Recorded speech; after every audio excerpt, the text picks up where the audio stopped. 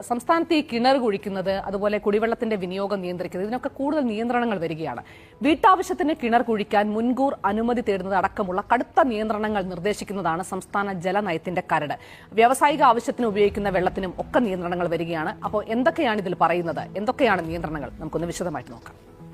ജലസമൃദ്ധമെന്ന് കരുതിയിരുന്ന കേരളം അങ്ങനെയല്ലെന്ന് ഓർമ്മിപ്പിച്ചും കടുത്ത നിയന്ത്രണങ്ങളുടെ ആവശ്യകത എടുത്തു പറഞ്ഞുമാണ് സംസ്ഥാന ജലനയത്തിന്റെ കരട്. വീട് വെച്ചാൽ ഒരു കിണറും കുഴിക്കുന്ന മലയാളിയുടെ ശീലവും അതിന്റെ തുടർച്ചയും ഇനി അത്ര എളുപ്പമാകില്ല.